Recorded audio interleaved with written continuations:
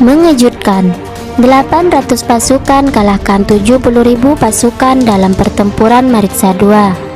Setelah beberapa tahun dari pertempuran Maritsa I, pihak Serbia dan koalisinya menginginkan untuk menebus kekalahan mereka sebelumnya yang telah dimenangkan pihak Ottoman, di mana pasukan mereka masih dianggap mampu dan banyak yang selamat melarikan diri. Raja Vukasin dan adiknya Despot Jovan Aglasa yang selamat dari Maritsa I mengumpulkan sisa-sisa pasukan yang selamat dan menambahkan pasukan yang lebih besar untuk menutupi pasukan yang tewas agar mampu mengalahkan pihak Ottoman. Bagi pihak Serbia, kekalahan perang Maritsa I merupakan kemunduran kecil sebab mereka mampu menyelamatkan diri dan prajurit terhitung banyak yang selamat, sehingga mereka dan koalisinya masih berkobar semangatnya untuk menuntut balas. Pihak Serbia dan koalisinya kemudian mengumpulkan tentara berjumlah 30-70 ribu pasukan untuk menggempur Ottoman. Kemenangan gemilang Ottoman di Maritsa I tidak banyak mendapat perubahan dan di luar harapan yang diinginkan. Ancaman dari Serbia dan koalisinya makin menjadi.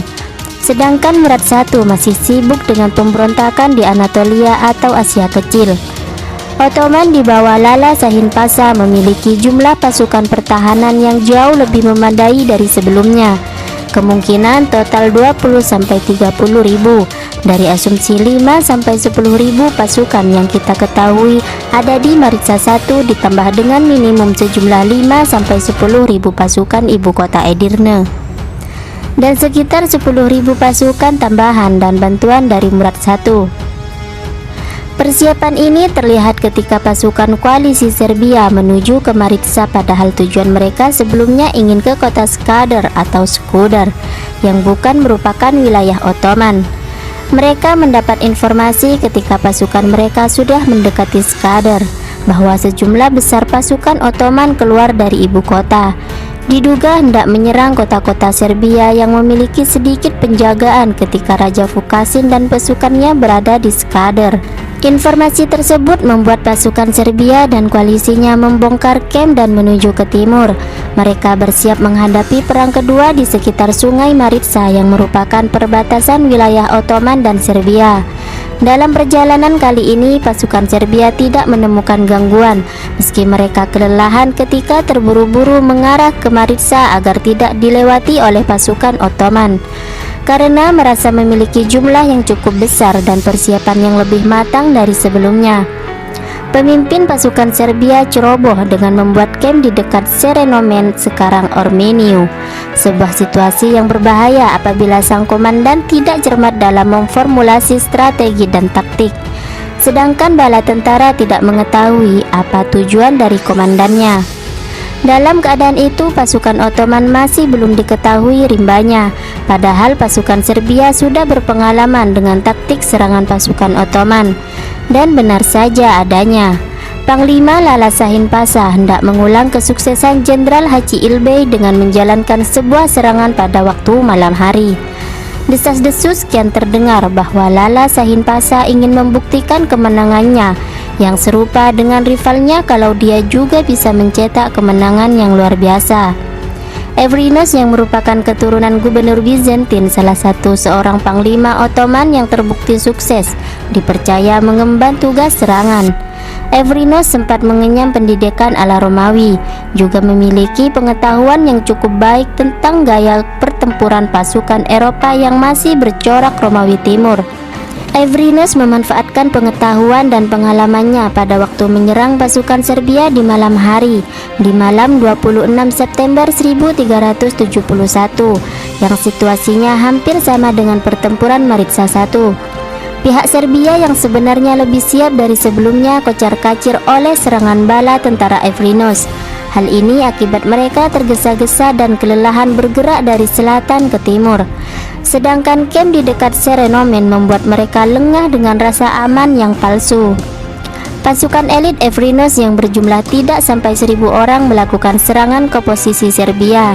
Berbeda dengan pertempuran Maritsa I, tidak ada taktik obor atau kavaleri akinci secara besar-besaran. Kemungkinan 800 pasukan Evrinos menyelinap dalam kegelapan malam dengan atau tanpa kuda beserta gaya pakaian tempur ala Eropa, sehingga tidak ada yang mencurigai gerak-geriknya. Mereka membaur dengan tentara Serbia serta mencari informasi titik terpenting kelemahan dan kekuatan pihak Serbia. Ketika mereka lengah, tentara Evrinos menyerang pihak lawan secara dadakan. Awal mula terjadi keonaran diduga karena perkelahian antara prajurit yang sudah dianggap biasa. Namun ketika pasukan Evrinos yang menyuarakan yel-yel, mereka mulai panik dan sudah banyak tokoh penting Serbia dan pasukan yang jatuh terkapar. Dalam situasi yang benar-benar tidak diduga dan tidak siap, kejadian Maritsa I kembali terulang dan banyak pihak melarikan diri guna mencari keselamatan. Di tengah kebingungan dan kepanikan Raja Vukasin dan adiknya serta pembesar lainnya, para prajurit terlatih serta veteran membentuk barisan yang solid, sembari meneriakkan yel-yel untuk menyemangati prajurit, di mana secara mental mereka memang sudah siap untuk menghadapi serangan malam. Namun naas, pasukan yang terkumpul terlalu sedikit karena sudah banyak yang melarikan diri. Pasukan yang tadinya ingin berkumpul terpaksa memilih untuk menyelamatkan diri sendiri karena ketakutan yang menghantui. Ada beberapa yang membuat pasukan Serbia dan koalisinya melarikan diri. 1. Pasukan Serbia masih banyak yang baru, kemungkinan pasukan voluntari yang minim pengalaman dan minim keahlian. Mereka ikut berperang karena propaganda agama yang sempit, sehingga ketika terjepit mereka memilih untuk melarikan diri. 2. Ketimpangan pengalaman dengan pasukan Ottoman, di mana pasukan Ottoman adalah prajurit terbaik dan terlatih untuk melancarkan serangan malam agar sukses sebagaimana yang dilakukan Haji Ilbey. 3. Dihantui pengalaman buruk sewaktu dikalahkan pada pertempuran Maritsa I. Lokasi yang nyaris sama sehingga mengganggu psikologi bala tentara Serbia yang pernah ikut pertempuran Maritsa I.